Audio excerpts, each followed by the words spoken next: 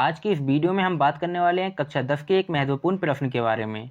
और अगर आपको ये प्रश्न नहीं आता है और आप इसे अच्छी तरह सीखना चाहते हैं तो आज की इस वीडियो को पूरा वॉच करें। तो हमारे साथ बने रहिए। आज के इस वीडियो में हम देखने वाले हैं कि सिद्ध करें कि √2 एक अपरिमेय संख्या है। ये जो प्रश्न है ये किस तरह से पूछा जाता है और किस तरह से हल होगा।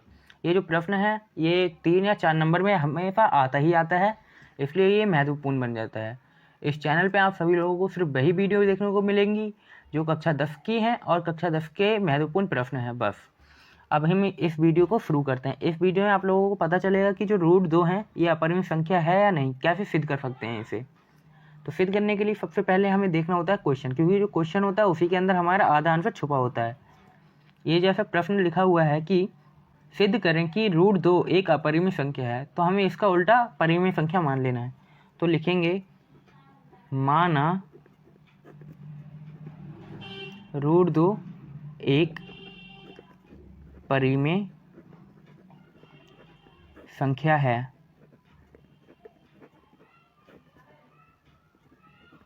जब हमने इतना मान लिया है तो परिमेय जो संख्या होती है उसे हम P/Q के रूप में लिख सकते हैं। तो ये जो √2 है इसे ऐसे ही लिख देंगे और बराबर का चिन्ह लगा के P/Q लिख देंगे, क्योंकि जो P/Q होता है उसे हम परिमेय संख्या के रूप में लिखते हैं। ये लिख दिया है हमने। अब जो Q है ये बराबर के इधर भाग में है, तो इधर जाएगा किस में जाएगा, गुणा में जाएगा। हम इसे गुणा में पहुंचा देंगे। तो लिखेंगे √2Q बराबर P। अब देखिए ये जो रूट है इसलिए ये आधा है। रूट किसी भी संख्या पे लगा होता है तो वो संख्या आधी हो जाती है। तो ये जो रूट का 2 है ये आधा है। इसे पूरा करने के लिए हम इसका वर्ग कर देते हैं। तो यहाँ पे लिखेंगे कि दोनों पक्षों का वर्ग करने पर, दो पक्ष कौन कौन से हैं, दो पक्ष, पहला ये वाला पक्ष है और दूसरा पक्ष ये है। तो हम यहाँ पे लिखेंगे दोनों पक्षों का वर्ग करने पर। हमने इतना लिख दिया। उसके बाद जो वर्ग होता है वो किस तरह से होता है ये देखिए। वर्ग करने के लिए हम सबसे पहले ये जैसा है उसी तरह से इसे उतार देंगे, उसके ऊपर ये ब्रैकेट बनाएंगे और उसके ऊपर ये 2 की घात लगा देंगे। इसे कहते हैं वर्ग। अब इसे सॉल्व करेंगे। जैसा कि ये √2 है, इसका मतलब होता है एक बार, और ऊपर जब ये संख्या आ जाती है, ये जो 2 की घात है ये आ जाती है, तो हम इसके अंदर ऐसा करते हैं कि जो अंदर है ब्रैकेट के उसे उसी संख्या से 2 बार गुणा करते हैं। जैसे ये रूट के 2 हैं, एक और रूट के 2, तो 2 मिलके पूरा 2 बना देते हैं। तो हम लिखेंगे 2 Q के ऊपर भी है तो Q² बराबर का चिन्ह लगा देंगे। P के ऊपर स्क्वायर है तो हम लगा देंगे P²। अब देखिए ये जो 2 है ये यहाँ गुणा में है। अब बराबर के इधर जाएगा तो ये भट्टे में जाएगा, हम इसे भट्टे में पहुँचा देते हैं। लिखेंगे Q² बराबर P²/2। अब देखिए आप लोगों को शायद नहीं पता, लेकिन हमारे बुक में एक प्रमेय दिया हुआ है, प्रमेय 2.1। उसके अंदर ये कहा गया है कि कोई भी संख्या अगर किसी चीज़ के नीचे आती है यानी बट्टे में आती है तो वो संख्या उस चीज़ को भाग करती है या विभाजित करती है। तो उस प्रमेय को हम लिख देंगे। यहाँ लिखेंगे कि यदि 2P² को विभाजित करता है तो 2P को भी विभाजित करेगा। इतना हमें लिखना है। और ये हमने क्यों लिखा है, क्योंकि जो हमारी बुक है उसके अंदर प्रमेय 2.1 में ये दे रखा है, इस कारण हमने ये लिखा है। अब इतना हो गया, इसके आगे हम करेंगे। देखिए यहाँ पे जो लाइन लिखी है कि यदि 2P² को विभाजित करता है, तो ये लाइन जो है ये यहाँ से बनी हुई है। ये जो 2 है ये P² को विभाजित कर रहा है, इसलिए हमने लिख दिया है कि 2P² को विभाजित करता है। उसके बाद हमने लिखा है कि तो 2P को भी विभाजित करेगा। तो ये हमें अभी तक मिला नहीं है, ऊपर कोई ऐसा नहीं मिला है जिसने 2 ने P को विभाजित किया हो। तो हम यहाँ पे लिखेंगे P/2 बराबर X। अब इससे देखिए ये वाली लाइन पूरी हो जाती है। 2P को विभाजित करेगा, तो ये 2 है ये P को विभाजित कर रहा है। विभाजित करने पे ये X कहाँ से आया, ये X यहाँ से आया है कि जब 2P को विभाजित करेगा तो कोई भी ना कोई संख्या तो हमें मिलेगी, हमने उसे X मान लिया है। तो ये जो P है हम इसे ऐसे ही लिख देंगे। जो 2 लिखा हुआ है ये इधर बट्टे में है, इधर जाएगा बराबर के इधर तो गुणा में जाएगा। तो लिखेंगे P बराबर 2x। अब ये ऐसा हो गया। अब देखिए ऊपर हम यहाँ तक आए थे तो हमें ये संख्या मिली थी, हम इसे समीकरण 1 मान लेंगे, माना समीकरण 1। अब ये जो मान है p का, अब इसे हम समीकरण 1 में रख देंगे क्योंकि इसमें p है और ऊपर हमें p दे रखी है। अब हम लिखेंगे p का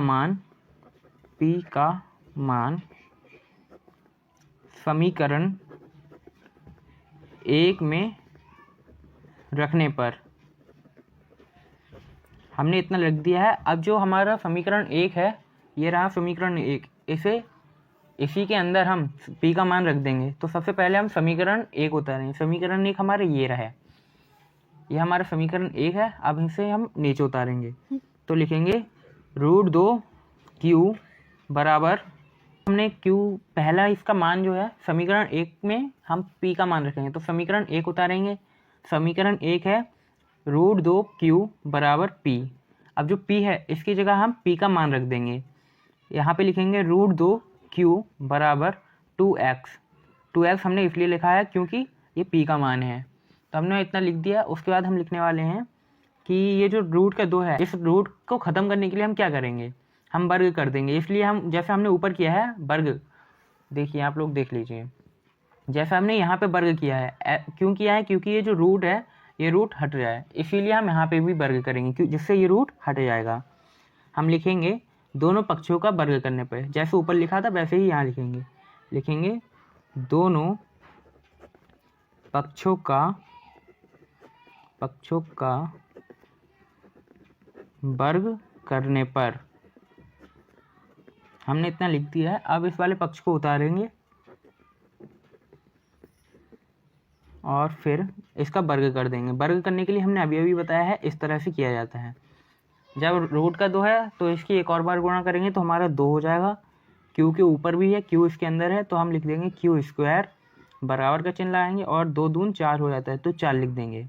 और x है तो x के ऊपर है तो x स्क्वायर हो जाएगा। अब देखिए ये जो 4 है, ये वाला 4 इधर गुणा में है, इधर जाएगा किस में जाएगा, भाग में जाएगा। हम इधर इसे भाग में पहुंचा देते हैं, लिखेंगे 2q स्क्वायर बट्टे में 4 बराबर x स्क्वायर। अब ये जो है ये कट जाएगा, 2 एकम 2, 2 दूनी 4, ये कट गया। अब जैसे कटा है हम इसे ऐसे ही लिख देंगे, q स्क्वायर बट्टे में 2 बराबर x स्क्वायर।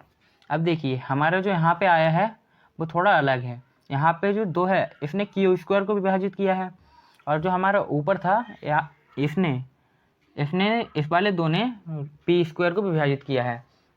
तो ये जो कथन है हमारे अलग अलग हुआ है, क्योंकि नीचे जो 2 हैं इनने q स्क्वायर को विभाजित किया है और ऊपर वाले 2 ने p स्क्वायर को विभाजित किया है, इसलिए ये बात अलग अलग हो रही है। जो 2 है वो हमेशा एक संख्या को नहीं काट रहा है, इस कारण ये अपरिमेय है।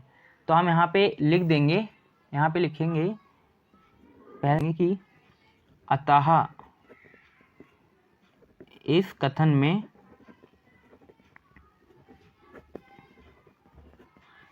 विरोधाभास उत्पन्न हो रहा है, इस कारण यह √2 एक अपरिमेय संख्या है, अपरिमेय संख्या है। उम्मीद करते हैं कि आप लोगों को ये पूरा समझ में आया होगा। तो आज के लिए इतना ही रखते हैं।